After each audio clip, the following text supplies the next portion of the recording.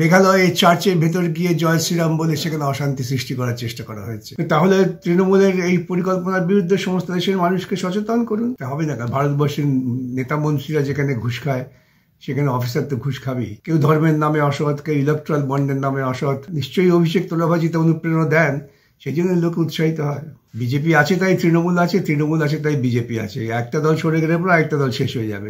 বাংলাদেশে গতকাল আবারও এক হিন্দু মহিলার উপর গণধর্ষণ করে তাকে বিষ খাইয়ে মেরে ফেলা হলো, কি বলবেন? আচ্ছা, বাংলাদেশটা কি আমাদের শাসনাধীন?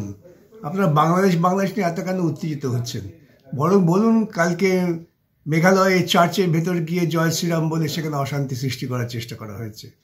বরং বলুন, সেদিনকে পাটনায় একজন গান গাইতে গিয়ে রামধুন গেয়েছেন, সেখানে তাকে তাড়িয়ে দেওয়া হয়েছে। কেন ঈশ্বর আল্লাহ তেরো নাম এসব বলবেন?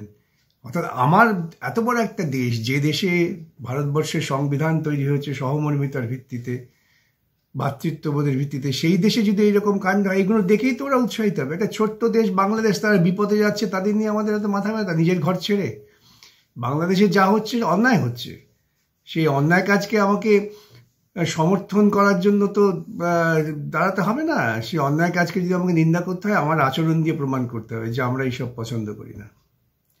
আজ জাল পাসপোর্ট কাণ্ডের মূল কিংপিন মনোজ গুপ্তাকে গ্রেফতার করলো পুলিশ, কি বলবেন? গ্রেফতার করেছেন এবং তাকে খুঁজে বার করুন যে সে কোত্থেকে অনুপ্রেরণা পেয়েছে, জাল পাসপোর্ট তৈরি হলো কি করে, সরকারি প্রশাসন কি ব্যবস্থা নিয়েছে, সেগুলো আমরা কিন্তু তার কোনো পরবর্তীকালে কি পদক্ষেপ হলো সে হিসেব পাই না। জাল পাসপোর্ট যিনি করেছেন ধরা পড়েছেন, অত্যন্ত ভালো কথা, সুখের কথা, কিন্তু তার পরবর্তী কি পেলেন তদন্ত করে পুলিশ প্রশাসন, সেটাও মানুষকে জানানো দরকার। তৃণমূল পরিচালিত কদম্বগাছিতে জাল সার্টিফিকেট তৈরির আঁতুড়ঘর তৈরি হয়েছে, কি বলবেন? তাহলে তৃণমূলের এই পরিকল্পনার বিরুদ্ধে সমস্ত দেশের মানুষকে সচেতন করুন।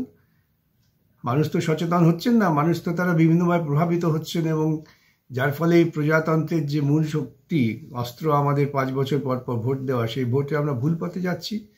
সেই জন্যই মানুষকে আরও সচেতন করা দরকার, মানুষকে আরও সচকিত করা দরকার। এবার ঘুষকাণ্ডে একজন ইডি অফিসার ভিশাল দেব। তা হবে না, ভারতবর্ষের নেতা মন্ত্রীরা যেখানে ঘুষ খায় সেখানে অফিসার তো ঘুষ খাবেই। জানবেন, আমলারা অফিসাররা তখনই ভয়ে থাকে যখন তারা জানে মাথার উপর যারা আছেন তারা ভয়ানকভাবে সৎ। এরা দেখছেন মাথার উপর যারা আছে তারা বিভিন্ন প্রকারে অসৎ। কেউ ধর্মের নামে অসৎ, কেউ ইলেকট্রাল বন্ডের নামে অসৎ, কেউ নিজস্ব ব্যবসার ধান্দাবাজির জন্য অসৎ, কেউ রাজনৈতিক কারণে অসৎ লোককে দলে নিয়ে তাকে সৎ বানানোর প্রচেষ্টা। সুতরাং আমলারা বুঝে যায় মাথার উপর লোক চোর, আমি চুরি করলে কিছু হবে না, তারই পরিণতি এটা। অভিষেকের নাম করে তোলা আদায়ের অভিযোগ, গ্রেফতার 3 জন, কি বলবেন? অভিযোগ এটা করিয়েছে, আজকে অভিযোগ করে 3 জনকে গ্রেপ্তার করা হয়েছে। মানুষের তোপের মুখে দাঁড়িয়ে এইসব নাটক হচ্ছে এখন। কেন অভিষেকের নাম করে তোলাবাজি হবে, কেন অন্য কোনো লোকের নাম করে হবে না? নিশ্চয়ই অভিষেক তোলাবাজিতে অনুপ্রেরণা দেন, সেই জন্য লোক উৎসাহিত হয়।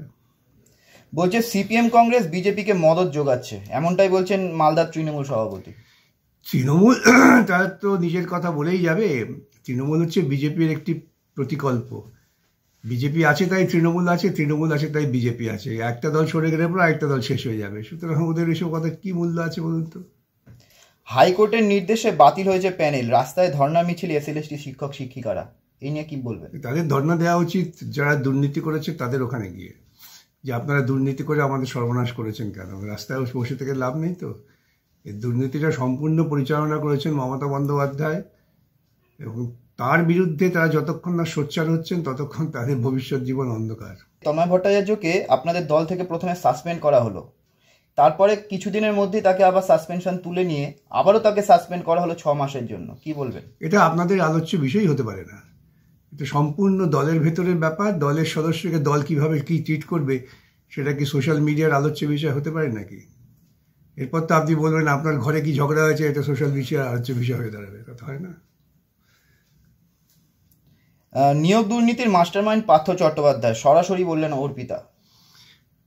এতে বলছে, এ তো যে বাস্তব সত্য কথা সেটা ওরা এতদিন পরে বলছে, আর আমরা তো প্রথম থেকেই বলে আসছি। মাস্টার মাইন্ড পার্থ চট্টোপাধ্যায়, পার্থ চট্টোপাধ্যায়ের কুইন হচ্ছেন মমতা। এটা তো অবভিয়াস, যে কোনো মানুষ যাদের সাধারণ বোধ বুদ্ধি আছে তারাই বোঝে। এ নিয়ে তো খুব বেশি বিশ্লেষণের প্রয়োজন হয় না, এটা বোঝার জন্য রকেট সায়েন্স জানতে হয় না।